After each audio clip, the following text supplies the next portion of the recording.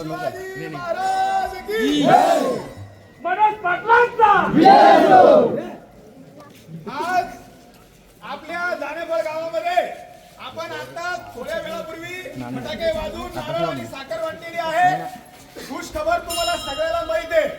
साखर आणि नारळ वाटण्याचं कारण म्हणजे आपला जालना जिल्हा 35 वर्षानंतर स्वतंत्र झालेला आहे। टाळ्या वाजवा।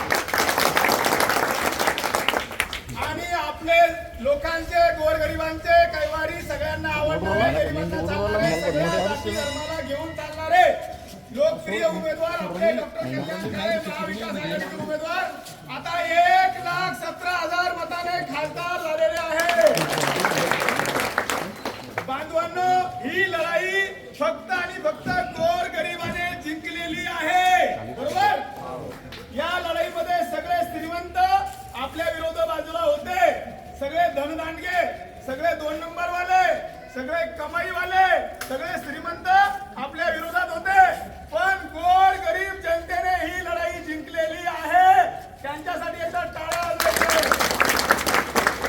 या भोकरदन आणि जालना मतदारसंघात अशी दहशत, अशी दादागिरी की समोरच्या माणसाने एखाद्या पार्टीचा झेंडा जरी हातात घेतला त्याच्या घरी संध्याकाळी फोन करे, कस काय गेला तू काँग्रेस संघ, कस काय गेला तू उद्धव ठाकरेच्या पक्षात, कस काय गेला तू शरद पवार साहेबांच्या पक्षात। म्हणजे एवढी दादागिरी, एवढी दहशत, एवढा अन्याय, एवढा अत्याचार या तालुक्यातल्या लोकांनी सहन केलेला आहे।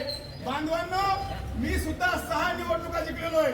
तुमच्या गावचा आहे, तुम्ही मला निवडून दिलेलं आहे 6 वेळेस। पंचायत समिती असेल, ग्रामपंचायत असेल, जिल्हा परिषद असेल, मला सांगा एखाद्याच्या घरात भांडण लावून दिले, एखाद्यावर बळजबरी केसेस केल्या, हुकून चुकून काही वादविवाद झाला असेल तर माफी मागून ते भांडण मोडण्याचं काम आम्ही केलेलं आहे।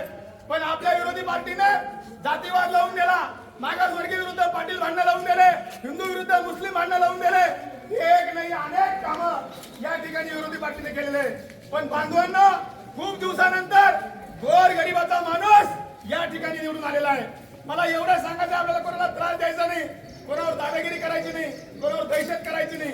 पण ज्या गोर गरीबाच्या न्यायासाठी आपले काळे साहेब निवडून आलेले, तर प्रत्येक माणसाला मदत कशी करता येईल, प्रत्येक माणसाला सहकार्य कसं करता येईल, अशा पद्धतीने आपल्याला राजकारण करायचंय। आपण बघितलेलं आहे, आपली विरोधी पार्टी कोणतं काम केलं आहे ना, उद्धव साहेबांचा पक्ष बोलला, पवार साहेबांचा पक्ष बोलला, अरे गावातला ग्रामपंचायत सदस्य बी बोलला।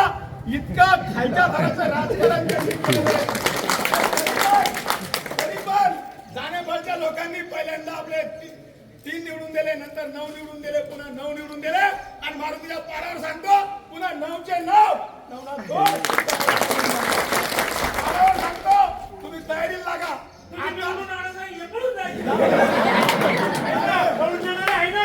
येते कावळे राजाचे मावळे बोला, छत्रपती शिवाजी महाराज की जय। या ठिकाणी पुन्हा एकदा सांगतो, फक्त कोणाला त्रास द्यायचा नाही, लोकशाही मार्गाने आपण लोकांचे कामं करायचे, लोकांना मदत करायची, लोकांना जीव लावायचा। गोर गरीब लोक आपल्या संघ आजबी आहे, काही फरक पडला नाही। फक्त 100 मतं, 119 मतं त्याला शिल्लक आहे। पण तुम्ही विचार करा, आपण 10 लोक, ते 100 लोक, इतके लोक असून सुद्धा गरीब लोक आपल्या संघ आहे। आणि जोपर्यंत गरीब जनता आपल्या संघ आहे, तोपर्यंत कधी हार मानायची। माझ्यावर तर असे आरोप झाले की लगेच सकाळी जाणे फळा ब्रेकिंग न्यूज, नवनाथ आता रावसाहेब दानवेच्या पाया पडणार, नवनाथ आता बंगल्यात जाणार। अरे मारुतीच्या पारावर पुन्हा एकदा सांगतो, म्हणलं ह्या वेळेस जीव जरी गेला तरी केशव सेठ, जीव जरी गेला तरी हार मानणार नाही, असा शब्द दिला। आणि शेवटपर्यंत टिकलो म्हणे, शेवटपर्यंत टिकलो म्हणे। आपल्याला या ठिकाणी गावात लोकांना मतदान दिले, दबडं वाजून फक्त लोकांच्या पाया पडायचे। चला बरोबर।